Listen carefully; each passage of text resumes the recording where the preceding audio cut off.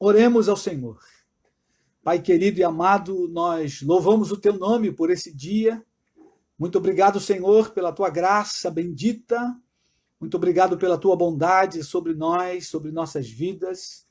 Muito obrigado, Senhor, pelo pão de cada dia. O Senhor tem sido maravilhoso conosco em meio a tanta crise financeira em nosso país. O Senhor tem nos alimentado dia após dia. O pão não tem faltado, Senhor. Como o Senhor prometeu na sua palavra no Salmo 37, quando Davi relata que foi moço e agora sou velho, e jamais vi um justo desamparado, e a sua descendência a mendigar o pão. Nós temos visto, Senhor, a tua mão sobre nós, como o Senhor tem cumprido a tua palavra, como o Senhor próprio disse também lá em Mateus, no Evangelho de Mateus, no Sermão do Monte, que o Senhor sustenta os passarinhos e o Senhor sustentaria muito mais a nós, nós que valemos muito mais do que os passarinhos. Assim como o Senhor sustenta os pardais, o Senhor também vai nos sustentar. Louvamos o teu nome, porque temos visto, Senhor, a tua boa mão sobre nós, temos visto a tua misericórdia guardando as nossas vidas, nos fortalecendo, nos sustentando. Ó Deus, temos visto a tua boa mão curando diversos irmãos, diversas pessoas, nesse tempo de crise, Senhor. Louvamos o teu nome. Muito obrigado, Pai, pela tua mão se manifestando em nossa vida.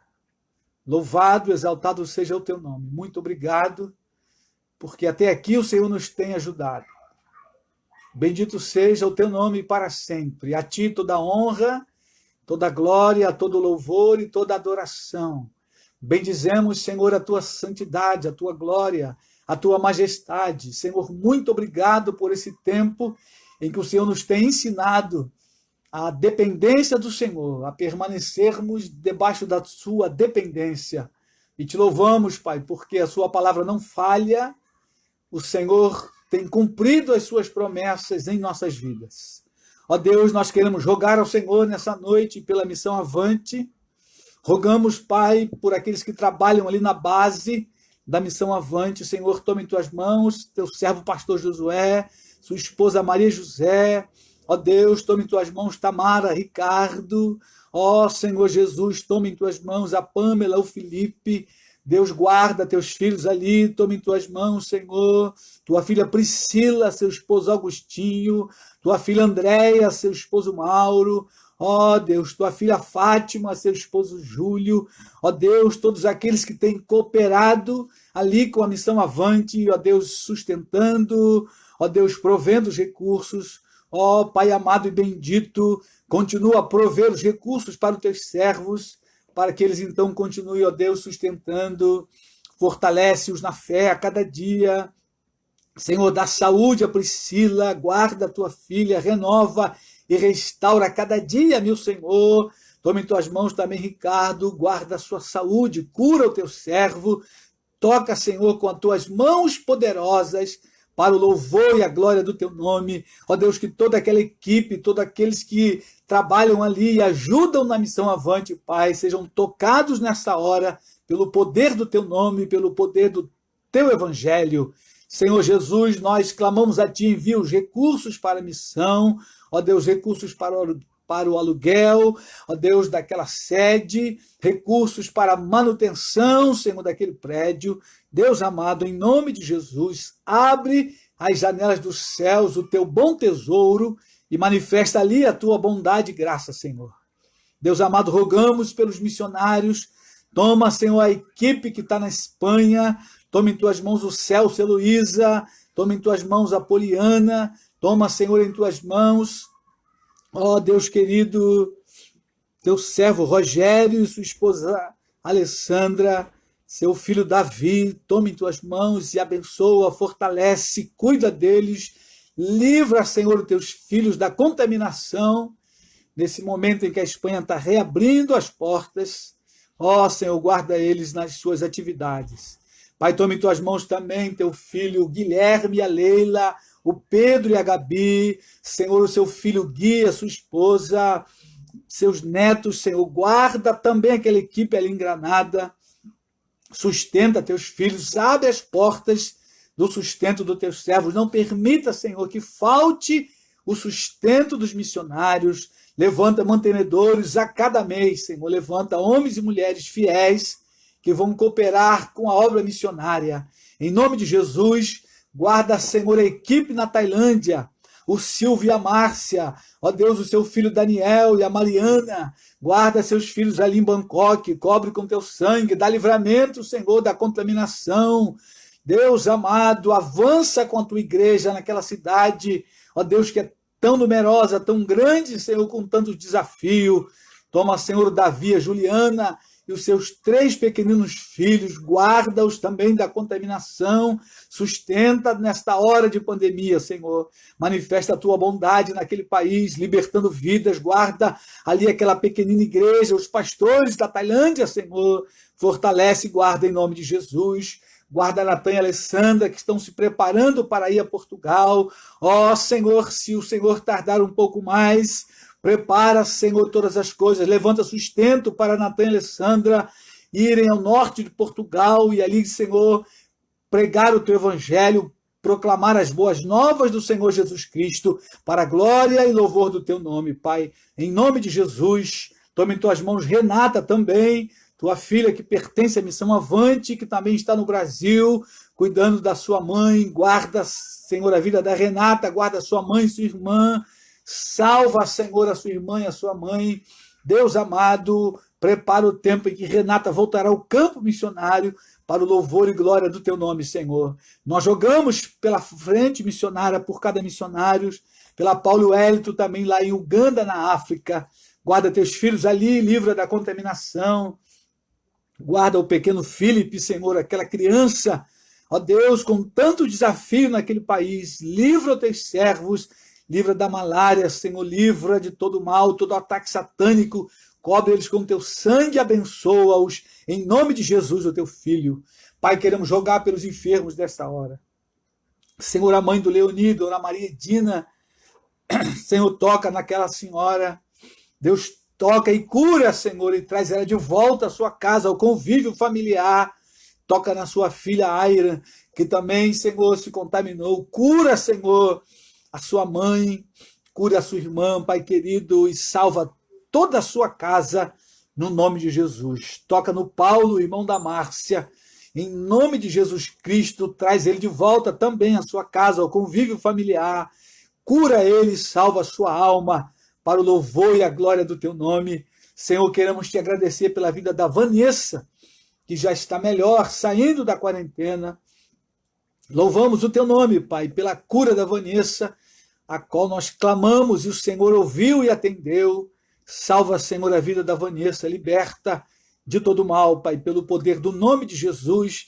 Visita cada hospital nessa cidade, nesse país. Pai, visita as equipes médicas, Senhor, os enfermeiros, cada um que trabalha na linha de frente, Senhor, nesse momento, que o Senhor possa livrar do contágio, que o Senhor possa fortalecer, animar os médicos. Muitos estão desanimados, cabisbaixos, depressivos, Senhor. Guarda-os e livra-os da contaminação, dá saúde e ânimo para cada um deles, no nome de Jesus. Guarda a nossa nação, guarda, Senhor, a presidência da República, guarda os ministros, Senhor, os governadores de estados, guarda os prefeitos. Dá a direção muito clara, Senhor, nesta hora em que o país está começando a reabrir, Senhor. Dirige e orienta as autoridades no nome de Jesus. Guarda o povo, orienta e dá direção a cada um de nós, Senhor, para tomar os devidos cuidados. Ó, Pai, em nome de Jesus, fica conosco essa noite. Fala ao nosso coração pela tua palavra. Abre os olhos do nosso coração, traz entendimento à tua palavra, Senhor, que a luz do evangelho possa brilhar em nossos corações nessa noite. É a nossa oração em nome de Jesus. Amém e amém. Amém, queridos? Louvado seja Deus pela sua chegada.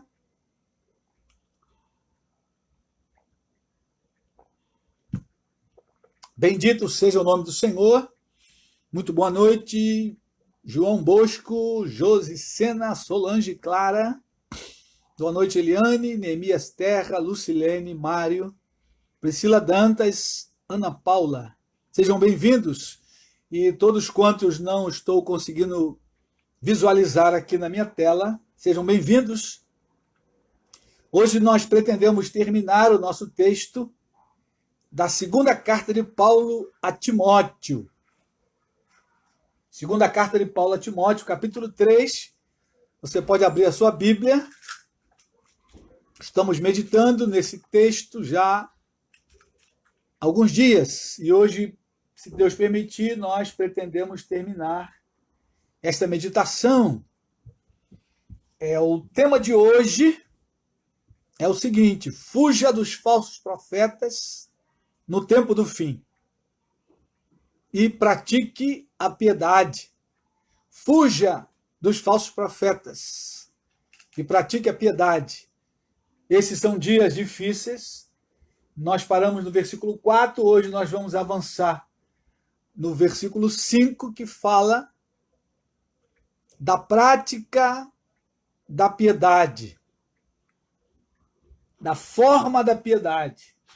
Alguns têm forma de piedade, mas não são piedosos. E é preciso estar atento a isto. Nós vamos ler o texto hoje, todo o texto, do versículo 1 ao versículo 9. Se você tem a sua Bíblia, por favor, abra. Segunda carta de Paulo a Timóteo, capítulo 3, versículos de 1 a 9. Diz assim o texto: sabe, porém, isto: nos últimos dias sobrevirão tempos difíceis, pois os homens serão egoístas, avarentos, jactanciosos, arrogantes, blasfemadores, desobedientes aos pais, ingratos, irreverentes, desafeiçoados, implacáveis, caluniadores, sem domínio de si, cruéis, inimigos do bem, traidores, atrevidos, enfatuados, mais amigos dos prazeres que amigos de Deus, tendo forma de piedade, negando-lhe, entretanto, o poder. Foge também destes, pois entre estes se encontram os que penetram sorrateiramente nas casas e conseguem cativar mulherinhas sobrecarregadas de pecados, conduzidas de várias paixões, que aprendem sempre e jamais podem chegar ao conhecimento da verdade. E do modo porque Janes e Jambres resistiram a Moisés, também estes resistem à verdade. São homens de todo corrompidos na mente, réprobos quanto à fé. Eles, todavia, não irão avante, porque a sua insensatez será a todos evidente, como também aconteceu com a daqueles. Glória a Deus, queridos irmãos, louvado seja o nome do Senhor, por esse texto maravilhoso. O versículo 5, nós vamos hoje continuar do versículo 5 em diante. Se você olhar bem aí na sua Bíblia, ele é uma continuação do 4. O versículo 4 diz o seguinte: traidores, atrevidos, enfatuados, mais amigos dos prazeres que amigos de Deus. E aí tem uma vírgula e o texto continua: tendo forma de piedade. Ou seja, aqueles que são mais amigos dos prazeres e menos amigos de Deus, eles são os mesmos que têm forma de piedade. Forma ou aparência. Talvez aí na sua Bíblia diga aparência de piedade.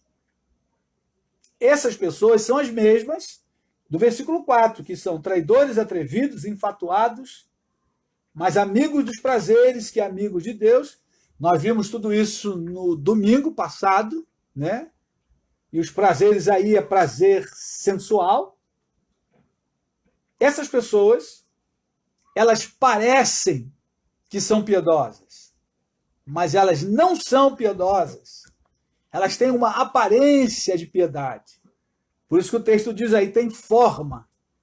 Forma e aparência. Aquilo que você está vendo só por fora, né?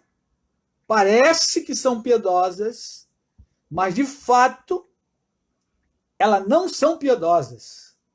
Isso nos faz lembrar, quando lemos a Bíblia, dos escribas e fariseus lá no tempo de Jesus. Jesus sempre trabalhou fortemente contra, né, a doutrina dos escribas e fariseus. Jesus chamou aquela gente de sepulcros caiados. Por que sepulcros caiados? Quando eu era bem novo, lendo a Bíblia, eu lia essa expressão e não entendia bem, né? Sepulcros caiados. Por fora são bem bonitinhos, pintadinho de cal, branquinho, mas por dentro estão cheios de podridão.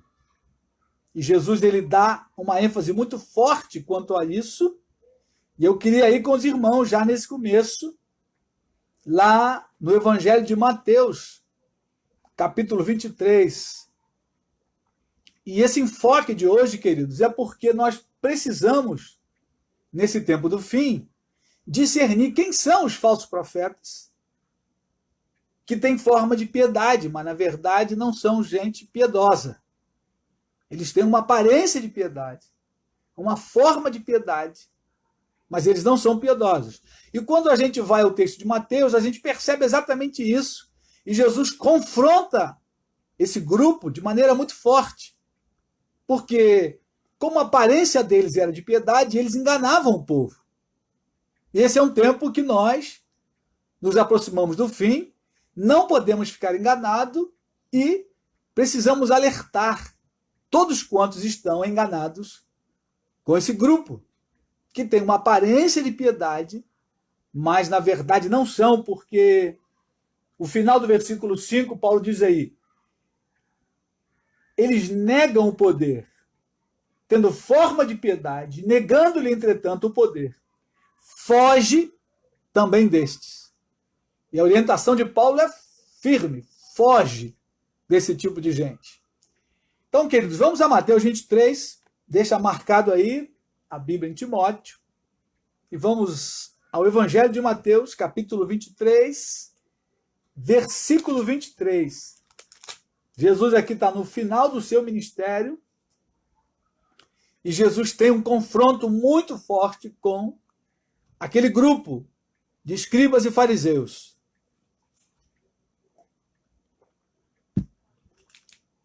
Mateus capítulo 23, versículo 23. Jesus diz aí, nós vamos ler até o versículo 28. Mateus 23, para você que chegou, Mateus 23, versículo 23. Diz o seguinte: ai de vós, escribas e fariseus hipócritas, porque dais o dízimo da hortelã, do endro e do cominho, e tendes negligenciado os preceitos mais importantes da lei, a justiça, a misericórdia e a fé. Devias, porém, fazer estas coisas sem omitir aquelas. Guias cegos, que coais o mosquito e engolis o camelo. Ai de vós, escribas e fariseus hipócritas, porque limpais o exterior do corpo e do prato, mas estes por dentro estão cheios de rapina e intemperança. Fariseu cego, limpa primeiro o interior do copo, para que também o seu exterior fique limpo. Ai de vós, escribas e fariseus hipócritas, porque sois semelhantes aos sepulcros caiados, que por fora se mostram belos, mas interiormente estão cheios de ossos, de mortos e de toda a imundícia. Assim também vós, exteriormente, pareceis justos aos homens, mas por dentro estáis cheios de hipocrisia e iniquidade. Percebam, queridos, que Jesus ele vai no cerne da questão, e ele termina aí esse versículo 28, né? Pareceis justos aos homens, exteriormente, mas por dentro, estão cheios de hipocrisia e de iniquidade. Isso é aparência de piedade. Aqueles que têm uma aparência de religiosos fazem algumas coisas como eles aqui faziam, mas interiormente, lá no seu interior, eles não servem a Deus. Porque algumas coisas que eles fazem são simplesmente para manter a aparência.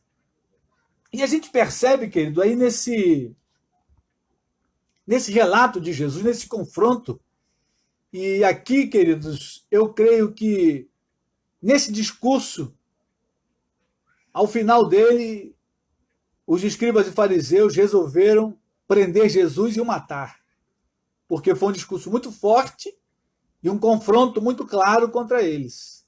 Jesus os chamou de hipócritas diversas vezes. Jesus não ficou de meias palavras. Eles estavam em confronto direto. E aí Jesus fala a verdade para eles. E a gente tem que perceber nesse texto o seguinte: o que está por fora e o que está por dentro. O que está por fora da religião e o que está por dentro de uma religião. Jesus ele ataca exatamente isso. Quando ele diz aí, ó, no versículo 23, olha comigo. Vocês dão o dízimo da hortelã, do endro e do cominho. Jesus aqui cita 3 hortaliças que era plantado no quintal da casa. Hortaliças pequenas, não era ali uma grande produção. E eles faziam questão de, ao colher aquelas hortaliças, eles separarem o dízimo certinho. E levar lá para o sacerdote, como era de costume, entre os judeus. Mas isso era apenas o exterior da piedade. Porque o que estava por dentro da lei, o que Jesus mais enfatizava, Jesus vem dizer logo depois: vocês fazem essas coisas, mas vocês têm negligenciado os preceitos mais importantes da lei. E aí ele vai citar a justiça, a misericórdia e a fé. E aí tem outro detalhe, querido. Os dízimos têm a ver com coisas. O dinheiro é um objeto inanimado, que a gente usa o dinheiro. O dinheiro não pode nos usar. E quando ele fala sobre a justiça, a misericórdia e a fé, está ligada às pessoas. O evangelho veio para mudar as pessoas, para transformar as pessoas. Não foi para enriquecer as pessoas, nem para deixá-las cheias de dinheiro. O evangelho veio à nossa vida para mudar a nossa vida, mudar o nosso coração. Então, essa relação com as pessoas é o que é mais importante. Quando a gente pratica justiça, são com as pessoas que a gente pratica justiça. Quando a gente usa a misericórdia, né, que é o amor na prática, a gente usa com as pessoas. Não são com coisas que a gente usa a misericórdia. E quando a gente fala da fé, a gente fala do relacionamento com Deus. Então percebam que Jesus dá a essas 3 coisas a maior importância na lei. E não o fato deles levarem ali o dízimo fielmente. Aquilo era um trabalho externo que eles faziam, e até para serem vistos pelos homens. Mas eles negligenciavam o que havia de mais importante na lei, que era a justiça, a misericórdia e a fé. Com isso, queridos, eles tinham uma aparência de piedade. Eles não eram piedosos. Pareciam que eram piedosos. Agora, olha o versículo 5. Olha o que Jesus diz.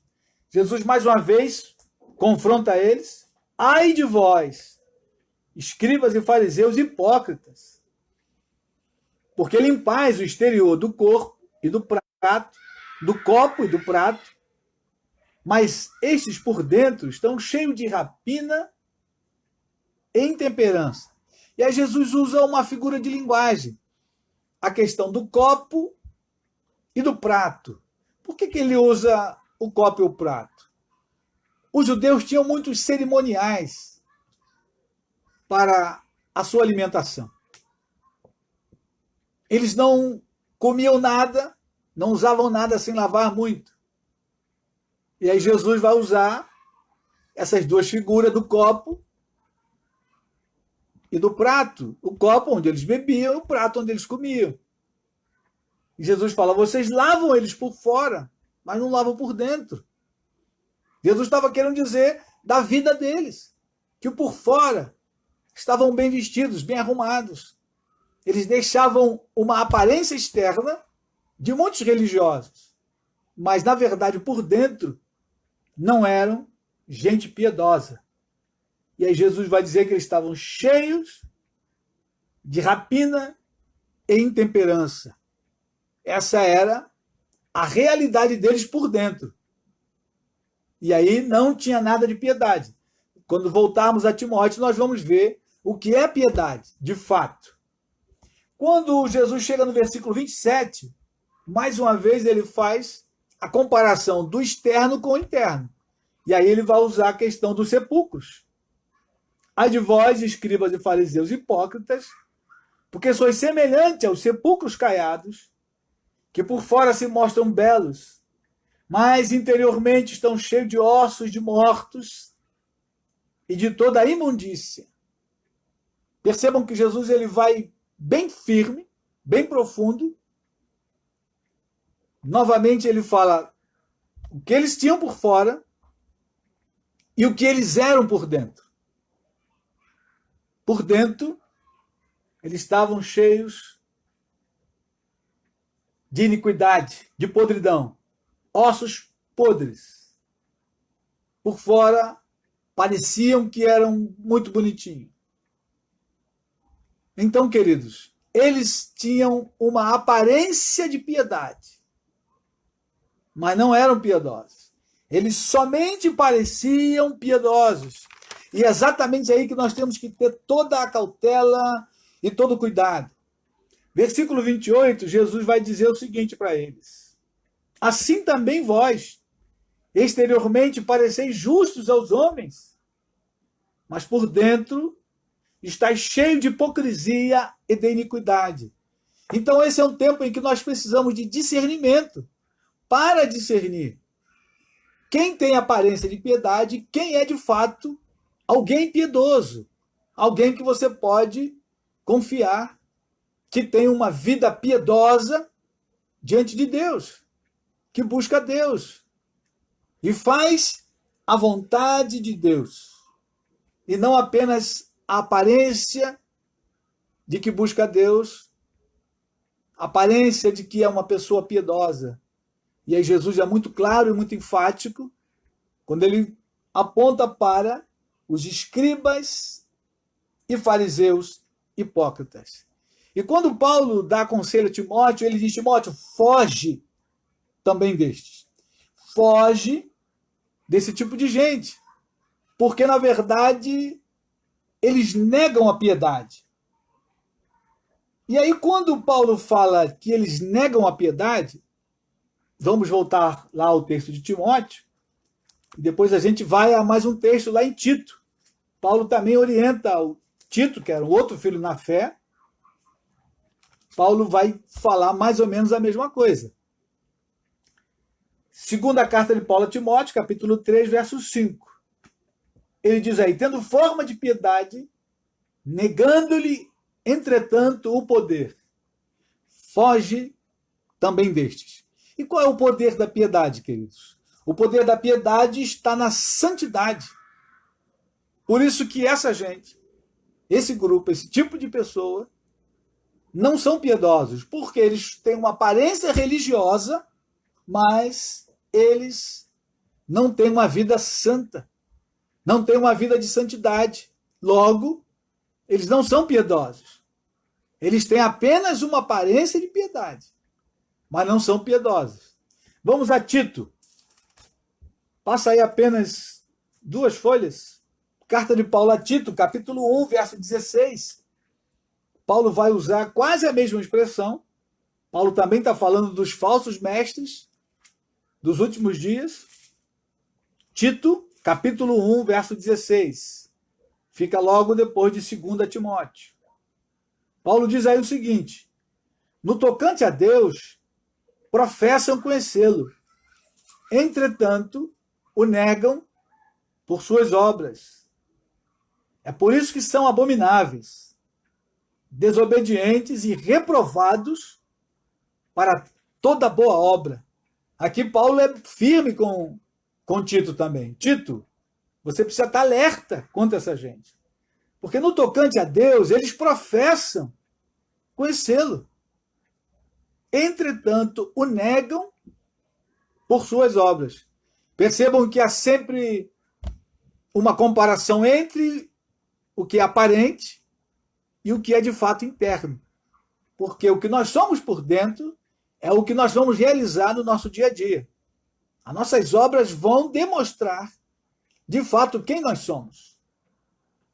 E a aparência religiosa vai fazer algumas coisas que vai trazer uma aparência de piedade. E aí, queridos, nós precisamos ter discernimento para perceber essas coisas. Discernimento de espírito e conhecimento das Escrituras, para perceber pelas Escrituras que, de fato, essa gente não é piedosa, mas eles têm apenas uma aparência de piedade. E o que é a piedade, então? A piedade, queridos, é o seguinte: fidelidade a Deus.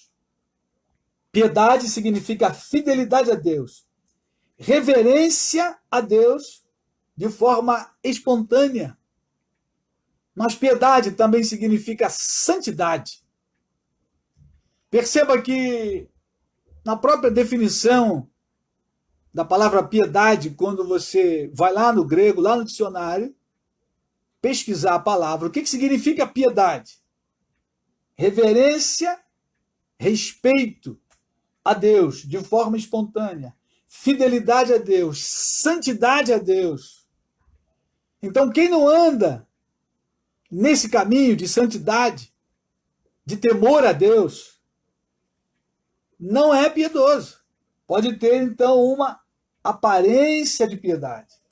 E nessa hora, as pessoas confundem piedade com boas obras. Fazer boas obras não significa necessariamente que a pessoa é piedosa, porque ela está fazendo boas obras. Esse tempo de Covid, de pandemia, nós temos visto muitas pessoas fazendo boas obras. E não é ruim fazer boas obras. Mas não significa que essas pessoas são pessoas piedosas, porque a piedade, ela está ligada à santidade, ao temor a Deus, à reverência a Deus.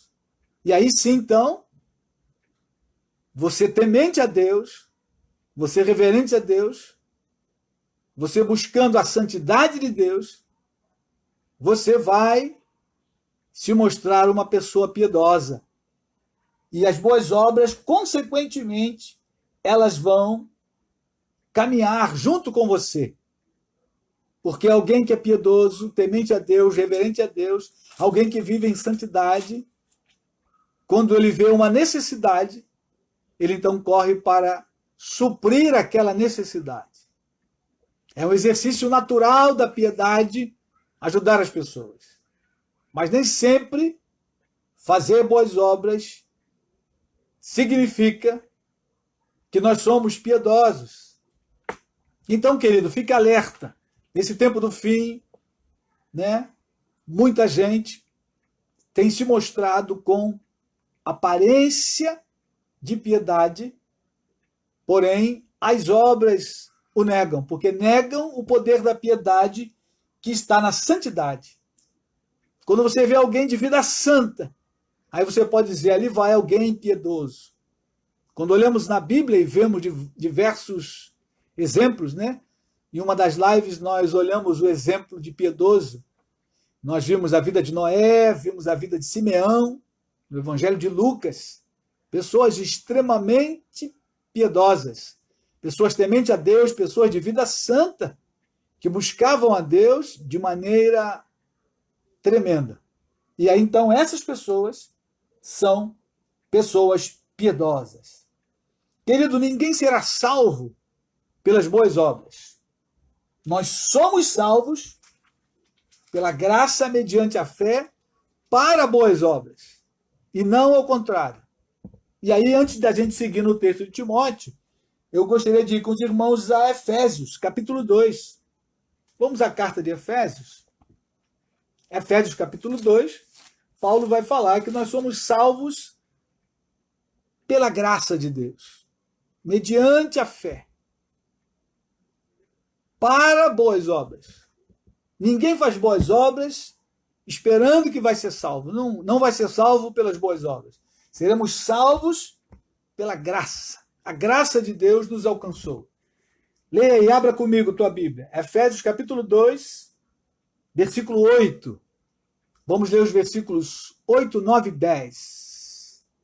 E esse é um tempo de muita confusão, onde pessoas estão confundindo as coisas, né? E aí, em nosso meio, a chamada teologia da íntegra, muito preocupada com o bem social das pessoas, em salvar a natureza, mas que não tem nada a ver com a salvação da alma, porque Jesus veio salvar a alma dos homens.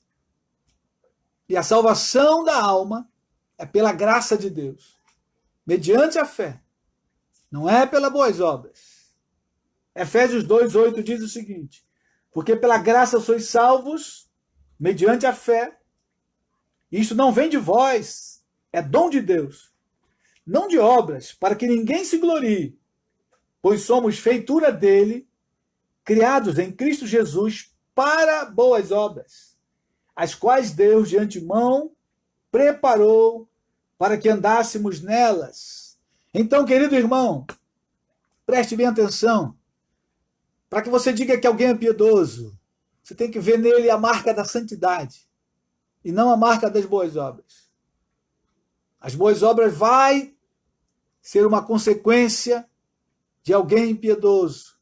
Alguém piedoso, quando alguém bate a porta, pedindo um prato de comida, ele atende com tremendo carinho e amor e serve o prato de comida, porque ele foi salvo pela graça, mediante a fé, criado em Cristo Jesus para as boas obras. Então, não é o contrário. Não são as boas obras que vai salvar as pessoas, mas a graça de Deus, mediante a fé, se a pessoa crer em Cristo, confessar os seus pecados e decidir abandoná-los e caminhar numa vida de santidade, aí sim, numa vida piedosa, ela então terá a sua salvação e, consequentemente, ela fará as boas obras. Amém, querido? Não se engane. Fique atento. Não vá atrás de qualquer um. Precisa conhecer a vida da pessoa, do pregador, do pastor, para saber se de fato ele é alguém piedoso. E a vida de santidade é que vai dizer se ele ou ela é piedoso ou piedosa, para que você então possa confiar na sua palavra. Amém, queridos? Vamos então voltar ao texto de Timóteo, segunda carta de Paulo a Timóteo. Paulo então vai dar agora algumas características. O que essas pessoas faziam? Além de ter essa forma de piedade, eles enganavam. Olha o que diz aí no versículo 6. Pois entre estes, se encontram os que penetram sorrateiramente nas casas. Sorrateiramente aí é secretamente. Eles penetram sorrateiramente nas casas e conseguem cativar mulherinhas sobrecarregadas de pecados, conduzidas de várias paixões. Queridos irmãos, quando trazemos esse texto para a nossa realidade hoje, o que a gente percebe?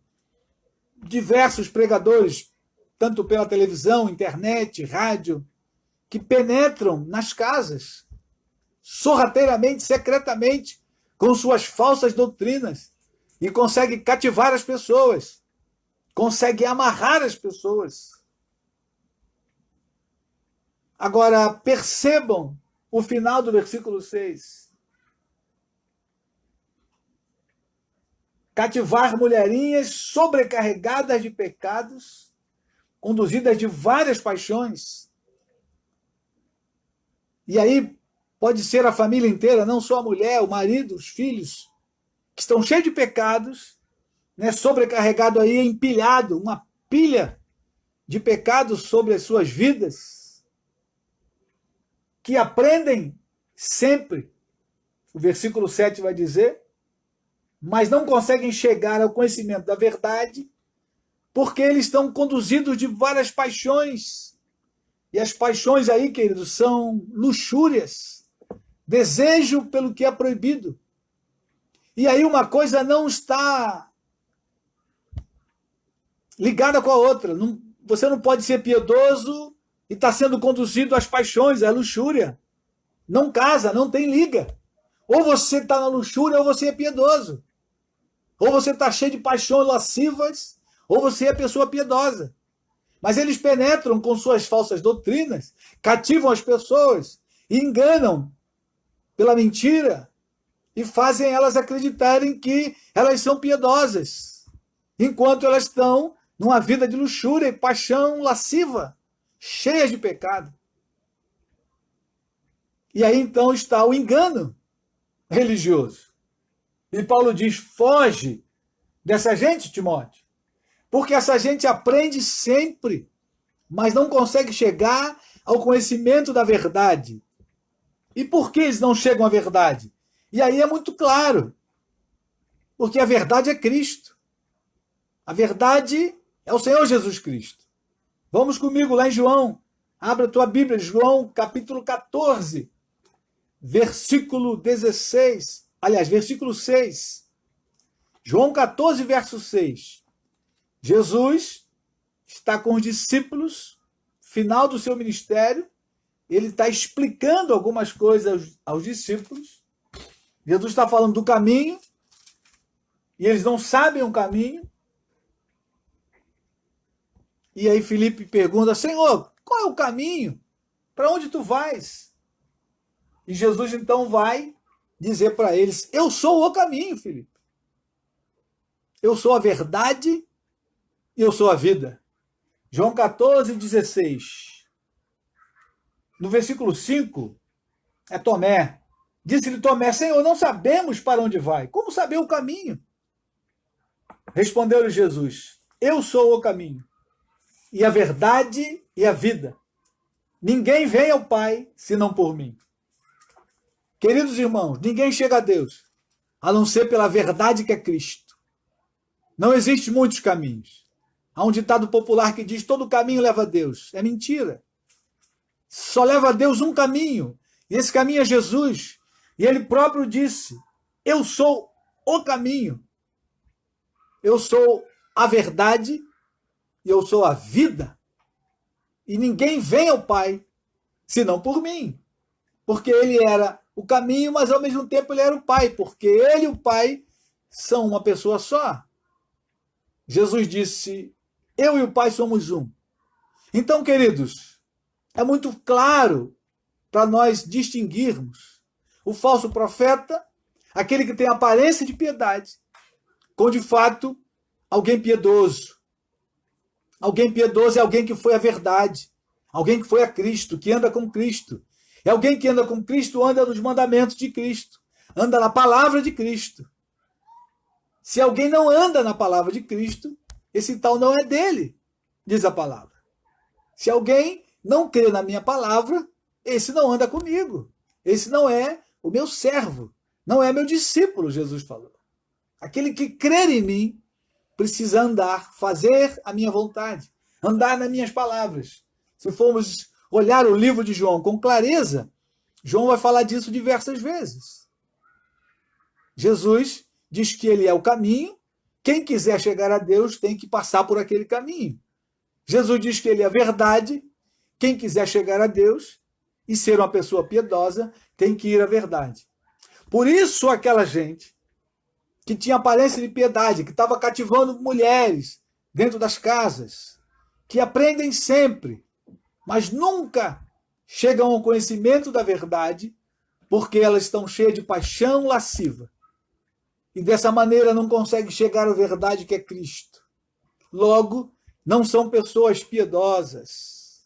Ah, querido irmão, querida irmã, se você ler a palavra de Deus, estudá-la, você conseguirá discernir com clareza quem são de fato os piedosos e quem são aqueles que têm apenas uma aparência de piedade, porque colocam uma fachada externa.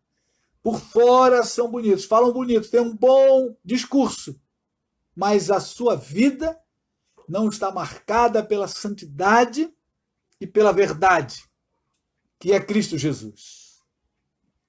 Muito bem, voltamos a Timóteo. Vamos então encerrar. Segunda carta de Paulo a Timóteo, capítulo 3, versículo 8 e 9.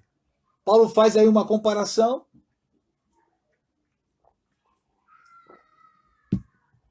Ele diz o seguinte, versículo 8, segunda carta de Paulo a Timóteo, capítulo 3, verso 8. E de modo, porque Janes e Jambres resistiram a Moisés, também estes resistem à verdade. Olha aí, em vez deles irem à verdade, pelo contrário, eles resistem à verdade. São homens de todo corrompidos na mente, réprobos quanto à fé. Ou seja, tem uma fé reprovada, a mente deles está corrompida, e por uma razão muito simples, porque eles resistem à verdade. A verdade é Cristo. Eles não querem a verdade. Eles não querem Cristo na sua essência. Eles até falam de Cristo. Eles até usam o nome de Cristo. Mas eles negam o poder da piedade, porque eles negam a santidade de Deus. Eles negam o temor a Deus. Foge deles. Foge deles, querido. Procure andar com gente de fato piedosa. Gente que teme a Deus, que anda em santidade, que tem a vida limpa, a família bonita. E você consegue, com clareza, perceber esse tipo de gente. Último versículo, versículo 9. Paulo diz que eles não irão avante. Por que não vão avante? Porque a sua insensatez será de todos evidente. Como também aconteceu com aqueles aí, Janes e Jambres, que resistiram a Moisés, não foram avante. Todos aqueles que resistiram a Moisés lá no Egito e também no deserto, não foram avante, porque a sua insensatez ficou muito clara. E esse tempo do fim vai ficar cada vez mais claro, querido, quem é de Deus e quem não é de Deus, quem é piedoso e quem tem apenas uma aparência. A palavra de Deus diz, continue o ímpio na sua impiedade, continue o injusto fazendo injustiça. Quem é santo, santifique-se mais ainda. E à medida que nós nos aproximamos do fim, isso vai ficar cada vez mais claro, o mundo vai andar cada vez mais na iniquidade e a igreja precisa andar cada vez mais na santidade. Preste atenção nisso. À medida que o fim se aproxima, o mundo está cada vez mais na iniquidade. E a igreja precisa andar cada vez mais na santidade. De forma que vai ficar muito claro os que andam na iniquidade e os que andam na santidade de Deus. E eu digo a você, vale a pena andar em santidade. Vale a pena andar na presença de Deus. Vale a pena, querido, você ficar firme e caminhar com o Senhor. Porque o que nos espera é muito melhor. A Bíblia diz, aquilo que os olhos nunca viram, aquilo que os ouvidos nunca ouviram, é o que Deus tem preparado para aqueles que o amam. Amém, queridos? Que Deus possa guardar a nossa vida. Que Deus guarde a sua vida, a minha vida. Que Deus nos livre daqueles que têm uma aparência de piedade, mas que não são piedosos. E que eu e você possamos andar em santidade. E assim teremos uma vida piedosa. E a cada dia nos aproximemos de Deus. A cada dia estejamos com a vida mais no altar de Deus. Caminhando em pureza e santidade. Caminhando no poder da piedade, que é a santidade de Deus. O temor a Deus precisa acompanhar a minha vida e a sua vida em toda a caminhada, até a volta de Cristo, que está muito próximo, querido irmão, querida irmã, querido amigo. Você que está conosco, prepare a sua vida, porque nós estamos próximos do arrebatamento. Estamos próximos à vinda do Senhor Jesus, que virá para arrebatar a sua igreja, para estar com Ele na glória. Amém? Vamos orar. Querido Pai, bendizemos o Teu nome essa noite. Louvamos o Teu nome pela Tua palavra que é viva e eficaz, Tua palavra que não muda, Tua palavra, Senhor, que não volta vazia, Tua palavra que não volta atrás. Nós louvamos o Teu nome, te bendizemos, ó Deus. Aviva-nos o coração e a alma todos os dias. Dá-nos, ó Pai, um coração piedoso. Dá-nos uma vida santa, ó Deus, uma vida de santidade e pureza, para que nesse tempo a luz do Evangelho possa brilhar em nós. E nós possamos então, Senhor, ser visto como pessoas piedosas.